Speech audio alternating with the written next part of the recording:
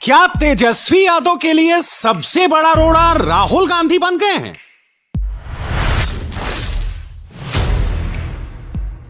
राहुल गांधी की सीटों पर तेजस्वी यादव क्यों कैंडिडेट उतार रहे हैं?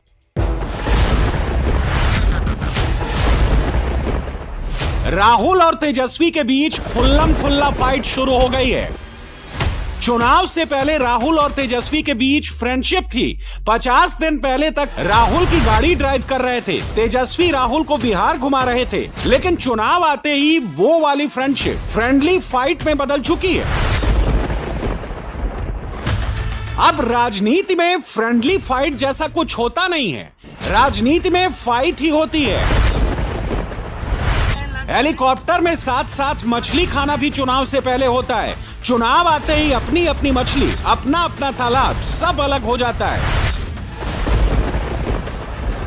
जो फाइट तेजस्वी यादव और मुकेश सैनी के बीच चल रही है, वही फाइट राहुल और तेजस्वी के बीच हो रही है। ये फाइट एक जगह नहीं, 10-10 जगहों पर हो रही है और पूरी दुनिया देख रही है कि एक दूसरे पर पंच और किक मारे जा रहे हैं। इस फाइट में लेफ्ट वाले भी शामिल हैं, जिससे जहां मौका मिल रहा है वो वहीं अपना डंडा घुमा रहा है। कहने को तो बिहार में महागठबंधन है, लेकिन असल में ये महालठबंधन हो गया है। ये यकीनन, और वैसे भी जनता भी महागठबंधन पे विश्वास नहीं करती। क्यों? क्योंकि ये लोग एक दूसरे पे खुदे विश्वास नहीं करते। ये सब तब हो रहा है जब बिहार में एनडीए रिकॉर्ड संख्या में सीटें जीतकर सत्ता में वापसी करने का दावा कर रहा है। नरेंद्र मोदी और नीतीश कुमार के बीच ऐसी फ्रेंडशिप हुई है कि मोदी अगले 5 साल के लिए नीतीश की डील सील करने को रेडी हैं। बंटवारा हुआ कहाँ है? अभी तक हुआ क्या? आप लोग को जानकारी है क्या? महागठबंधन में सिर फुटौल हो रहा है। एक के कैंडिडेट के खिलाफ दूसरा कैंडिडेट लड़ रहा है, इसलिए बंटवारा तो हुआ ही नहीं है। हम लोगों का 243 उम्मीदवार पूरे बिहार में सभी जगह लोग नॉमिनेशन कर रहे हैं, एक गठबंधन के तहत चुनाव लड़ रहे हैं। बिहार में फिर से एनडीए सरकार बनाने के लिए नरेंद्र मोदी ने सारे घोड़े खोल दिए हैं। बीजेपी के स्टार प्रचारक मैदान में उतर चुके हैं और बहुत जल्द नरेंद्र मोदी भी बिहार के रण में पहुंचने वाले हैं। जो कांग्रेस लोकतंत्र का गला घोंटने का काम की थी, उसी कांग्रेस की झोली में आरजेडी ने अपने को गिरवी करके रख दिया है। ये जेपी के सपनों पर पानी फेरने का काम ये लोग कर रहे हैं। अपने लूट को बचाने के लिए, अपने भ्रष्टाचार पर पर्दा डालने के लिए ये लोग कांग्रेस की झोली में जाने का काम किए हैं। कांग्रेस और आरजेडी ने एक सगोपा छोड़ा है कि विकास नहीं, बुर्का चाहिए। उनको विकास नहीं चाहिए, उनको तो बुर्का चाहिए, जिससे फर्जी वोट डाल करके यहां के गरीबों और दलितों के हकों पर डकैती फिर से डाल सके। बहनों और भाइयों, ये बिहार के चुनाव में ये विकास की बात नहीं कर रहे हैं। इनको विकास नहीं चाहिए, इनको बुर्का चाहिए। फर्जी वोट डलवाएंगे लेकिन चेहरा नहीं दिखवाएंगे। बिहार में सीएम पोस्ट पर वैकेंसी नहीं है, फिर भी तेजस्वी यादव को सीएम बनना है। राहुल गांधी को बिहार जैसे उत्तर भारत के बड़े राज्य में कांग्रेस को मजबूत करना है। पॉलिटिक्स का सिंपल लॉजिक कहता है कि मजबूरी की ऐसी दोस्ती में दरार का कोई चांस ही नहीं होना चाहिए था, लेकिन दोस्ती में दरार पड़ी और सियासी लाठियां चली। राहुल और तेजस्वी की ये फाइट कैसे हो रही है, हम सैंपल के साथ बताते हैं, तो नोट कर लीजिए। सैंपल नंबर 1, वैशाली जिले की एक सीट है लालगंज। यहां बीजेपी का सिटिंग एमएलए है, एलजेपी का सिटिंग एमपी है और लाठी चल रही है कांग्रेस और आरजेडी में।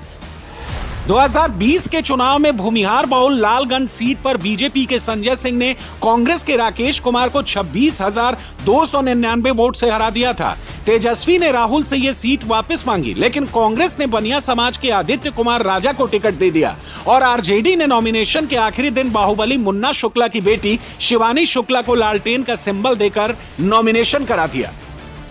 इस तरह लालगंज में ट्रायंगुलर फाइट है। राहुल और तेजस्वी की फाइट ने यहां बीजेपी और एनडीए का काम आसान कर दिया है। इसी लालगंज में कांग्रेस कैंडिडेट का नॉमिनेशन कराने गए पप्पू यादव को मुन्ना शुक्ला के समर्थकों ने दौड़ा लिया। राहुल तेजस्वी की फाइट का सैंपल नंबर 2। वैशाली सीट पर जेडीयू का सिटिंग एमएलए है। 2020 में यहां कांग्रेस के संजीव सिंह रनर अप रहे थे। वो 7,413 वोट से हारे थे। राहुल गांधी ने संजीव सिंह को एक और मौका दिया तो तेजस्वी यादव ने भांजी मार दी और अजय कुशवाहा को लालटेन का सिंबल देकर मैदान में उतार दिया। वैशाली में महागठबंधन की इस फ्रेंडली फाइट ने जेडीयू के सिद्धार्थ पटेल और चुन्नू पटेल का काम बना दिया है। राहुल तेजस्वी की फाइट का सैंपल नंबर 3। वैशाली जिले की ही राजापाकड़ सीट पर कांग्रेस की सिटिंग एमएलए प्रतिमा दास के खिलाफ सीपीआई के मोहित पासवान को उतार दिया है। दलित सुरक्षित राजापाकड़ सीट को 2020 में कांग्रेस की प्रतिमा दास ने 1,796 वोट से जीता था। अब आपस में लड़ेंगे तो मोदी नीतीश की जोड़ी को कैसे हराएंगे? राहुल तेजस्वी की फाइट का सैंपल नंबर 4। भागलपुर जिले की कहलगांव सीट 2020 में कांग्रेस लड़ी थी, लेकिन 42,893 वोट से हार गई थी। कांग्रेस ने इस बार यहां से प्रवीण कुशवाहा को उतारा, लेकिन आरजेडी ने झारखंड के मंत्री संजय यादव के बेटे रजनीश यादव को उतार दिया।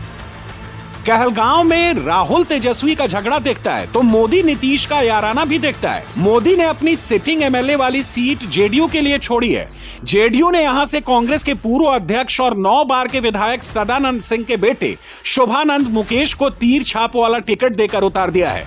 कहलगांव सीट के लिए मोदी ने नीतीश से तारापुर की सीट ली। तारापुर में बिहार के डिप्टी सीएम सम्राट चौधरी चुनाव लड़ रहे हैं।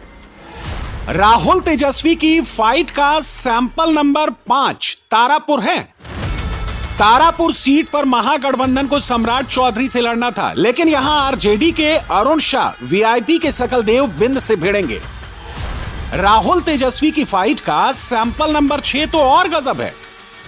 सेंट्रल बिहार में औरंगाबाद जिले की सीट है कुटुंबा, जहां राहुल गांधी की सेना और तेजस्वी यादव की आर्मी आमने सामने है। कुटुंबा सुरक्षित सीट कांग्रेस के प्रदेश अध्यक्ष राजेश राम की सीट है। वो यहां के सिटिंग एमएलए हैं। राजेश राम ने 2020 में ये सीट 16,653 वोट से जीती थी।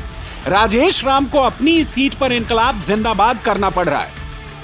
राजेश राम ने एक्स पर पहले लिखा, दलित दबेगा नहीं, झुकेगा नहीं, अब इनकलाब होगा। फिर राहुल गांधी के साथ अपना वीडियो अटैच करके राजेश राम ने नॉमिनेशन का शेड्यूल जारी कर दिया। तीसरे ट्वीट में राजेश राम ने लिखा, मेरा कुटुंबा मेरे साथ है, कुटुंबा भी जीतेंगे और बिहार भी जीतेंगे। राजेश राम कुटुंबा जीतेंगे, मगर किससे? कुटुंबा की सीट एनडीए ने जीतन राम मांझी की हिंदुस्तानी आवाम मोर्चा HAM को दे दी है। जीतन राम मांझी ने ललन राम को अपना प्रत्याशी बनाया है, लेकिन राजेश राम की पहली लड़ाई ललन राम से नहीं है। उनको पहले आरजेडी के सुरेश पासवान से लड़ना है, जिनको तेजस्वी यादव ने लालटेन सिंबल वाला टिकट दे दिया है। वही जंगल राज फिर नए कपड़े पहनकर, नए चेहरे लेकर, नए स्वरूप में बिहार का जनादेश लेने के लिए आज बिहार की जनता के सामने खड़े। मैं पूछना चाहता हूं, लालू एंड राहुल कंपनी को, कि एक जमाने में बिहार में 6 चरण में चुनाव होता था, अब बिहार में 2 चरण में चुनाव हो रहा है। तो पहले 6 चरण में भैया क्यों करना पड़ता था? 6 चरण में इसलिए करना पड़ता था कि इतनी सारी सुरक्षा की व्यवस्था ही नहीं हो पाती थी, और अब 2 चरण में इसलिए करना पड़ता है कि बिहार सुरक्षित हो चुका है। दरभंगा की गौड़ा बौराम सीट वीआईपी के मुकेश सैनी अपने लिए मांग रहे थे, लेकिन तेजस्वी यादव ने यह सीट मुकेश सैनी को नहीं दी। आरजेडी ने यहां अफजल अली को उतारा तो मुकेश सैनी ने अपने छोटे भाई संतोष सैनी को वीआईपी का टिकट देकर उतार दिया। बेगूसराय की बछवाड़ा सीट बीजेपी के पास है। बीजेपी के सुरेंद्र मेहता ने 2020 में यह सीट 484 वोटों से जीती थी। सीपीआई के अवधेश राय यहां रनर अप रहे थे। सीपीआई ने फिर से अवधेश राय को टिकट दिया, लेकिन यहां कांग्रेस ने गरीब दास को पंजा सिंबल देकर उतार दिया। नालंदा की बिहार शरीफ सीट बीजेपी के पास है। 2020 में यहां से आरजेडी लड़ी थी, लेकिन 15,102 वोट से हार गई थी। इस बार यह सीट आरजेडी ने छोड़ी तो कांग्रेस और सीपीआई दोनों ने यहां कैंडिडेट उतार दिया। कांग्रेस ने उमर खान को टिकट दिया है। सीपीआई ने दीप प्रकाश यादव को कैंडिडेट बनाया है। 2014, 2019, 2024 नरेंद्र मोदी से बैक टू बैक 3 लोकसभा चुनाव हार चुके राहुल गांधी ऐसी गलती क्यों कर रहे हैं? क्या इसके पीछे भी कोई पॉलिटिक्स है? दरअसल राहुल गांधी कांग्रेस का वोट बेस बढ़ाने में लगे हैं, साथ ही इंडी अलायंस में वो कांग्रेस का दबदबा भी बढ़ाना चाहते हैं। राहुल को मालूम है कि दिल्ली में कांग्रेस की सरकार तभी बन सकती है जब उनके पास कम से कम 25% का वोट शेयर और अपने 150 सांसद हों। कांग्रेस के पास 150 सांसद होने के लिए जरूरी है कि सपा, आरजेडी, टीएमसी और डीएमके जैसे दलों की कुछ सीटें भी कांग्रेस के खाते में आए और बीजेपी की कुछ सीटें भी कम हो। राहुल गांधी पिछले 11 साल में कई बार सिर के बल खड़े हो गए हैं, लेकिन वो मोदी की पार्टी को सत्ता से बाहर नहीं कर पाए हैं। 24 के चुनाव में राहुल का दांव कुछ चल गया, लेकिन सरकार नरेंद्र मोदी की ही बनी। हरियाणा, महाराष्ट्र और दिल्ली में मोदी ने 24 के नुकसान की भरपाई कर ली। हम लोगों ने बचपन में ईद मिलन के कार्यक्रम तो देखे थे, लेकिन होली मिलन या फिर इस प्रकार के मिलन के कार्यक्रमों को कभी नहीं देखा था। आपने देखा होगा 2014 के पहले देश में और 2017 के पहले प्रदेश में भी मुख्यमंत्री कार्यालय रहा, मुख्यमंत्री आवास रहा हो या राजभवन रहे हो, इन सब में मिलन के कार्यक्रम का मतलब ईद मिलन का कार्यक्रम होता था या रोजा अफ्तार की पार्टियां हुआ करती थी। कभी मिलन के कार्यक्रम सनातन धर्म की इन विरासत से जुड़े हुए विशिष्ट आयोजनों के साथ हो सके, ये कभी नहीं होता था। लेकिन होली मिलन के समारोह के बाद अब दीपावली परिवार मिलन का एक कार्यक्रम अत्यंत प्रासंगिक है। अब राहुल बिहार में नया प्रयोग कर रहे हैं। बिहार के इस चुनाव में जाति वाला प्रयोग भी हो रहा है। 1990 के बाद पहली बार बिहार में अगड़ा को आगे किया गया है। सामाजिक न्याय को नारा देकर पिछड़े को आगे बढ़ाने वाला बिहार इस बार अगड़े पर मेहरबान है।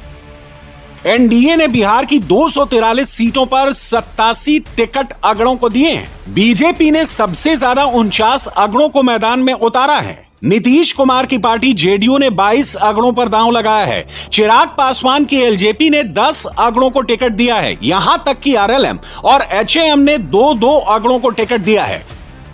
बिहार में अगड़ा यानी भूमिहार, राजपूत, ब्राह्मण और कायस्थ, इन चारों की कुल आबादी 10.5% है, लेकिन एनडीए के टिकट में इनकी हिस्सेदारी 36% है। 3.4% आबादी वाली राजपूत बिरादरी को एनडीए ने 37 टिकट दिया है, यानी एनडीए के टिकटों में राजपूत बिरादरी का हिस्सा 15% है। बिहार में भूमिहारों की आबादी 2.86% है। एनडीए ने 34 टिकट भूमिहार नेताओं को दिया है। इस तरह भूमिहारों को टिकट में 14% हिस्सा मिला है। 3.65% आबादी वाले ब्राह्मणों को एनडीए से 14 टिकट मिले हैं। इस तरह एनडीए के टिकट में ब्राह्मणों का हिस्सा 6% है।